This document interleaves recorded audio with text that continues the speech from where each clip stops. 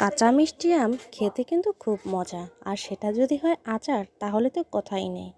আর বলতে বলতে কিন্তু জ্যৈষ্ঠ মাসের সময়ও চলে আসছে, আম পাকার সময়ও প্রায় কাছে ঘনিয়ে এসেছে। কাঁচা আমের সিজন প্রায় শেষ বললেই চলে। তো এখনও যে আচার দেননি, আচার দিয়ে আমগুলো সংরক্ষণ করে রেখে দিন। হ্যালো এভরিওয়ান, আসসালামু আলাইকুম। অনেকদিন পরে ছোট্ট একটি ব্লগ নিয়ে হাজির হলাম। তো আমিও আজকে একটা কাঁচা আমের আচার বানাবো, এজন্য কাঁচা আমগুলো ভালো করে মেশিন দিয়ে ঘষে নিলাম। এরপরে চিপে চিপে রসগুলো বের করে নিচ্ছি, কারণ যেহেতু কাঁচা আমের আচার দেবো, এখানে রস রাখলে আমটা নষ্ট হওয়ার সম্ভাবনা থাকে। এরপরে এখানে হলুদ, মরিচ, লবণ গুঁড়ো, এটা হলো রসুন আর মরিচ গুঁড়ো, এটা হলো পাঁচফোড়ন গুঁড়ো সাথে শুকনো মরিচ দিয়ে, আর এটা হলো শুকনো সরিষা গুঁড়ো। আর এখানে সরিষা তেল আমি গরম করে নিয়েছি। এরপরে নিলাম ভিনেগার। তো এরপরে আমি একে একে সব উপাদানগুলো এখানে মিশাবো। এজন্য যে গামলায় আমি আমগুলো ঘষে নিয়েছিলাম, ওই গামলাতে আমকুচিগুলো নিয়ে নিলাম। আমকুচিগুলো এখানে আমি দুই রকমের করেছি। একটা আম ছিল একেবারে ফ্রেশ কাঁচা, আর একটা আম একটু হালকা লাল পেকে গেছিলো, যদিও পাকেনি। এখন তো অনেক রোদ, এজন্য জাস্ট আমটার কালারটা ওরকম হয়ে গেছে। তো প্রথমে কাঁচা আমটা লেয়ার দিয়ে উপরে সেই আমটা একটু দিয়ে দিলাম। এরপরে এখানে আমি পরিমাণ মতো সরিষা দিয়ে দিয়েছি। সরিষাটা এখানে যত দিবেন তত সুন্দর ঝাঁঝালো গন্ধ হয়, কিন্তু অতিমাত্রায় দিলে কিন্তু আবার একটু তেতো ভাব হয়ে যাবে। তো এটা বুঝে অল্প অল্প করে মিক্সিং করবেন। এটা ভালোভাবে দিয়ে আমটাকে মেখে মিশিয়ে নিয়েছি। এরপর আরেকটু দিয়ে দিলাম, যে দেখি কম হয়ে গেছে। তো এরপরে আবার আমি ভালো করে আমটা মিশিয়ে নিলাম সরিষাটা দিয়ে।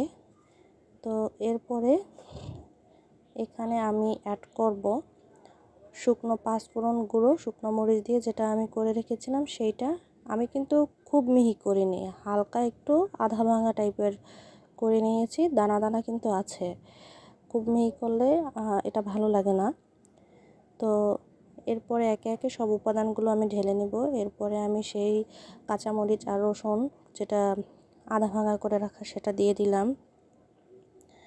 এটা যখন মুখে পড়ে রসুনের কোয়াগুলো, তখন কিন্তু খুব ভালো লাগে। রসুনের আচারটাও কিন্তু আমাদের মোটামুটি সবারই পছন্দ।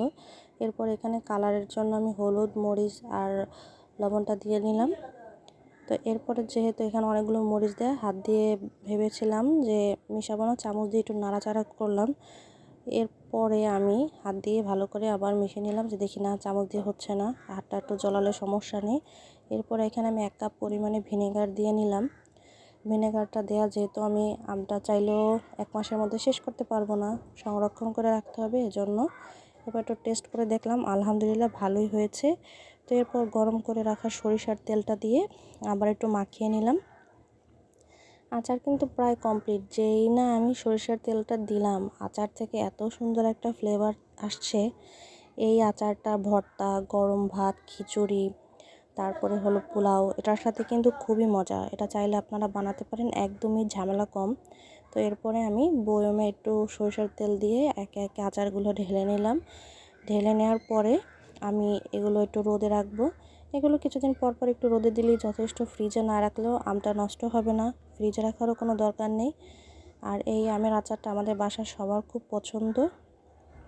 তো এটা বানিয়ে নিলাম। আপনারাও চাইলে এভাবে আমের ঝুরি আচার বানাতে পারেন। তো এই যে এখন আমি রোদে রেখে দিলাম আচারটা। আর আজকে মোটামুটি আমার সব আচারগুলো একটু রোদে রাখলাম। তো সবাই ভালো থাকবেন, ট্রাই করবেন। আল্লাহ হাফেজ।